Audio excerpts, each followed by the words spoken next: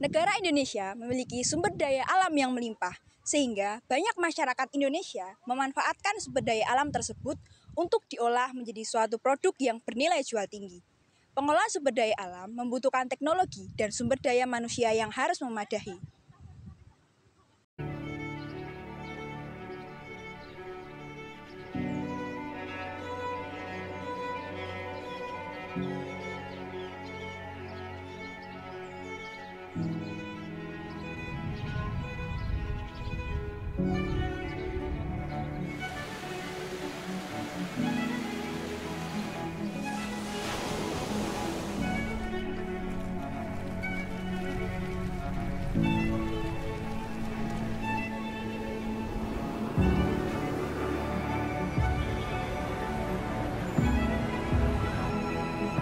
Maka dari itu, didirikanlah industri makro di Indonesia.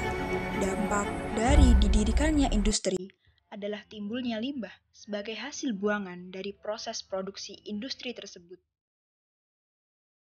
Limbah yang dihasilkan dari proses industri semakin lama semakin banyak dan beragam.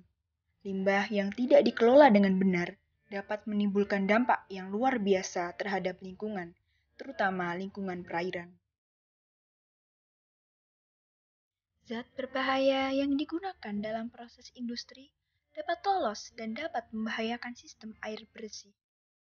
Walaupun alam memiliki kemampuan yang luar biasa untuk mengatasi jumlah tertentu dari suatu kontaminan, kita tetap dituntut untuk mencari suatu solusi yang dapat mengatasi air limbah yang dihasilkan oleh rumah tangga dan industri. Maka dari itu, teknik decision making dapat diterapkan untuk memecahkan masalah limbah tersebut. Analytic Network Process atau ANP adalah teori matematis yang memungkinkan seseorang mengambil keputusan menghadapi faktor-faktor yang saling berhubungan serta umpan balik secara sistematik. Analytic Network Process atau ANP merupakan satu dari metode pengambilan keputusan berdasarkan banyaknya kriteria atau multiple criteria decision making yang dikembangkan oleh Thomas L. Satie.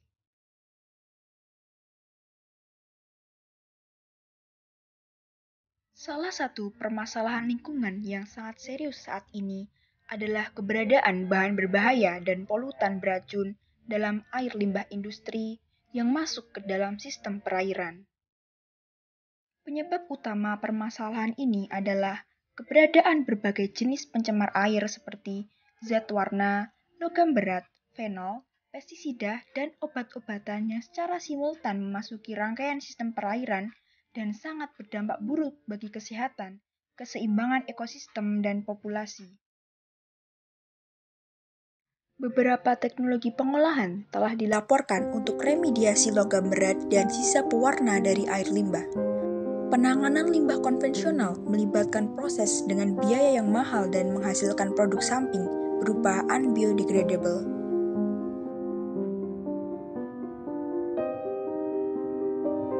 Untuk memecahkan masalah-masalah di atas, salah satu teknik pengambilan keputusan yang sesuai adalah multi-criteria decision making. Multi-criteria decision making atau MCDM merupakan teknik pengambilan keputusan dari beberapa pilihan alternatif yang ada. Dalam MCDM ini mengandung unsur atribut, objektif, dan tujuan. Atribut memberikan keterangan berupa ciri kepada suatu objek, misalnya tinggi, panjang, dan sebagainya.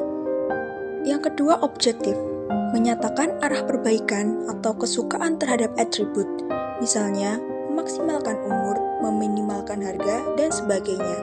Objektif dapat pula berasal dari atribut yang menjadi suatu objektif jika pada atribut tersebut diberi arah tertentu. Yang ketiga adalah tujuan. Tujuan ditentukan terlebih dahulu. Misalnya, suatu proyek mempunyai objektif memaksimalkan profit, maka proyek tersebut mempunyai tujuan untuk mencapai profit.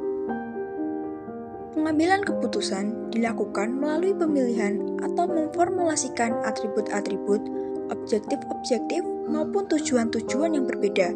Maka, atribut, objektif, maupun tujuan dianggap sebagai kriteria.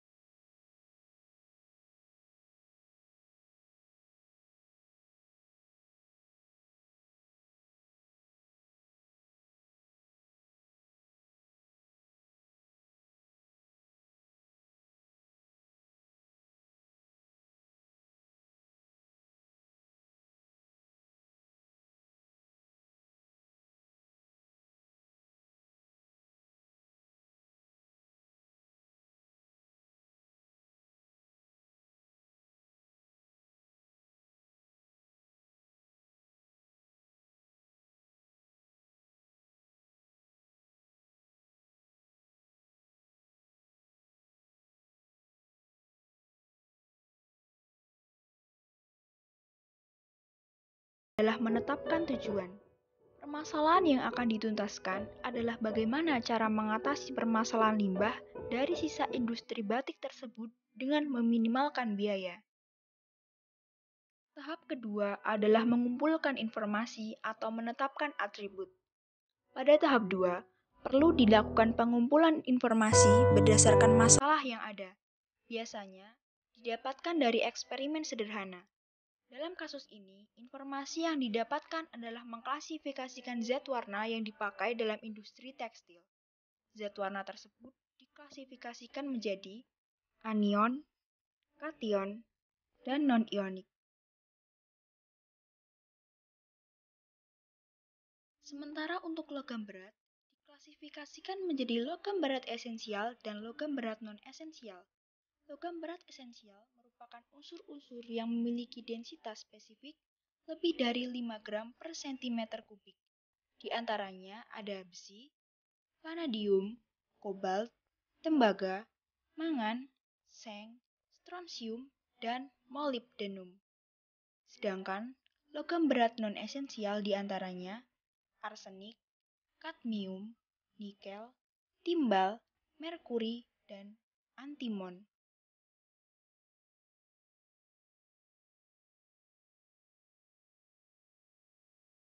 Sebelum melakukan pengambilan keputusan, dilakukan penimbangan semua faktor internal dan eksternal, seperti apakah solusi yang dipilih akan menimbulkan masalah baru atau tidak.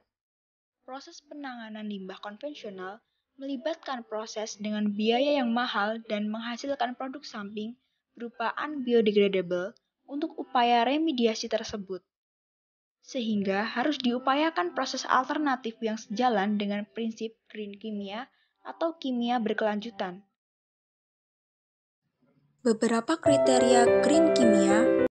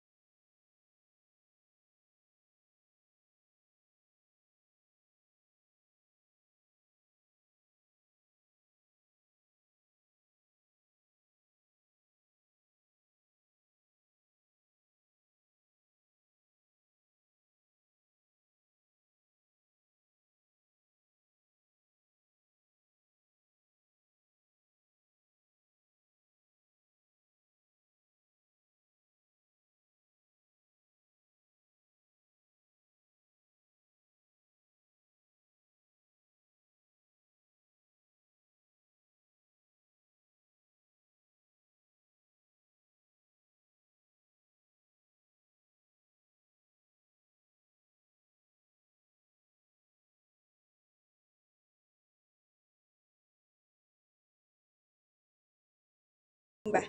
Setiap keputusan yang diambil haruslah keputusan yang kerugiannya paling sedikit. Sebisa mungkin, keputusan yang diambil untuk menangani permasalahan juga tidak akan menimbulkan permasalahan yang baru.